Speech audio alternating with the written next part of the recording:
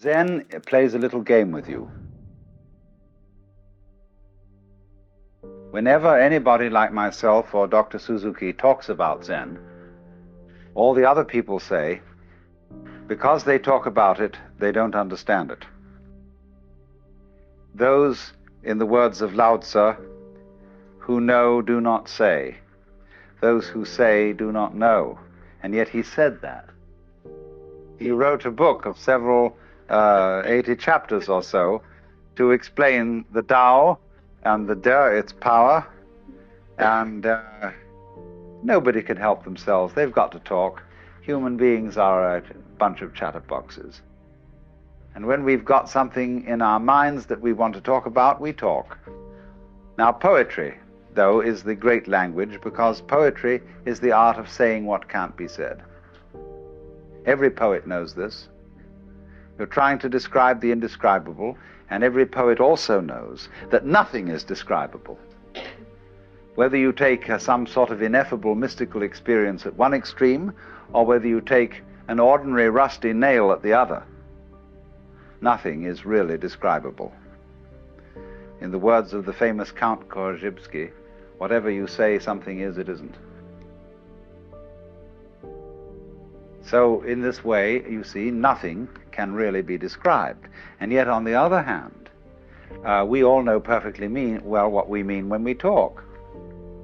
If you shared an experience with somebody else, then of course you can talk about it. We can all talk about fire and air and water and wood because we know what it is. And there's no mystery. So in the same way, when it comes to discussing something so esoteric as Zen, it can be discussed. Only, Zen people play games with each other. I remember when I met Paul Reps for the first time, who wrote that lovely book, Zen Flesh and Zen Bones. And he said to me, well, he said, you've written quite a number of books by now.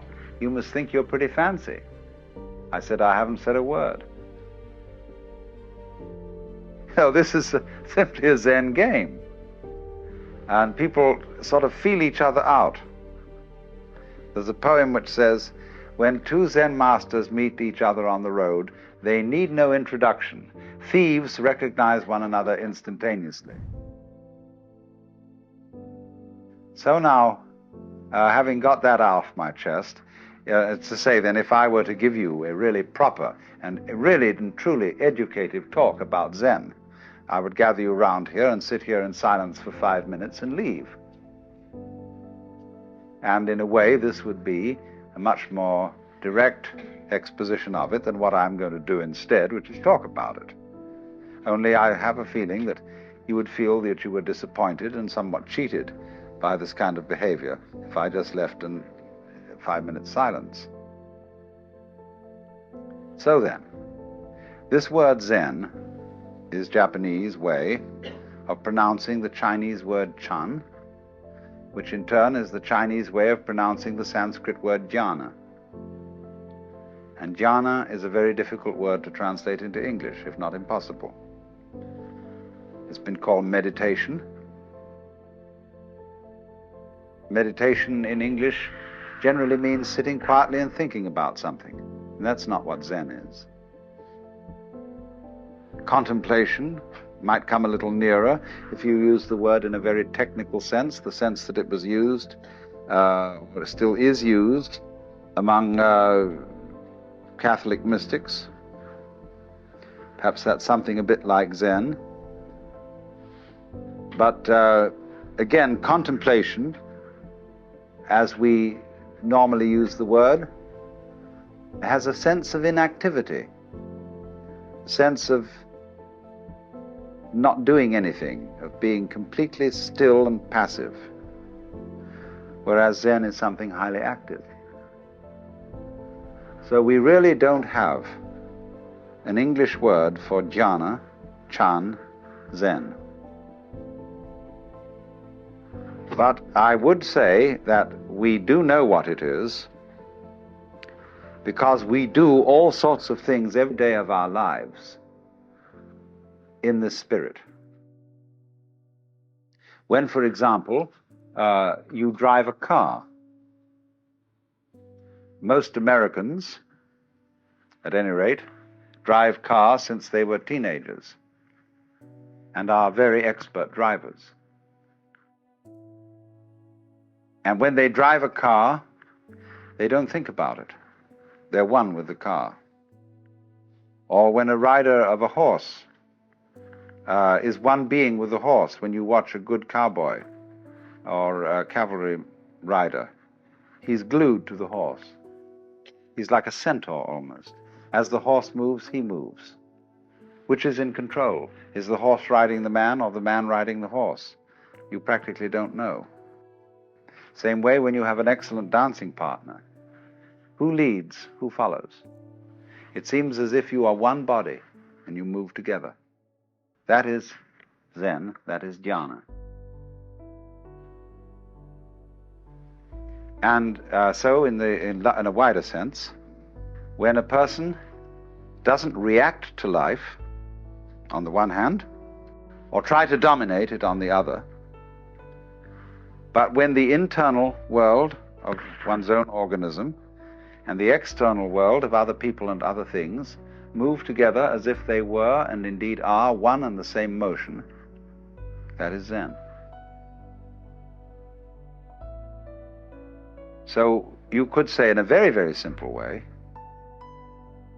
that the real concern of Zen is to realize, not merely to think, but to know in your bones that the inside world inside your skin and the outside world outside your skin, going out as far as anything can go into galaxies beyond galaxies, is all one world and all one being, one self, and you're it. And once you know that, then you have completely abolished all the problems that arise as a result of feeling that you are a stranger in the world, that you are set down in the middle of a hostile and alien domain of nature or people who are not you. This whole sense of estrangement, foreignness to the world is overcome in Zen. The Zen people, as you meet them and as you get to know their style of personality, are at ease in a culture that is not at ease, in a culture that is chronically concerned with protocol. And is it just right? That is indeed a terribly self-conscious culture, where everybody is always watching themselves and having therefore second thoughts about everything. And so the discipline of Zen is to enable you to act without watching yourself. We would say unself-consciously. But Japanese are as terrified of this as we are. They think, and we think, if I don't watch myself, I'll make a mistake. If I don't hold a club over myself, I'll cease to be civilized and become a barbarian. If I don't discipline myself with all sorts of down on those passions of yours, you will become like the monk of Siberia who burst from his cell and devoured the Father Superior. So this basic mistrust and so on in one's own spontaneity makes us wonder that if the Zen people are really spontaneous and they don't plan and premeditate and hold clubs over themselves, won't they become very, very dangerous people socially? Won't they go out and rape their mothers and daughters and murder their grandmothers to inherit their fortunes and so on and so forth? And Zen people just don't do that. And yet they are perfectly spontaneous.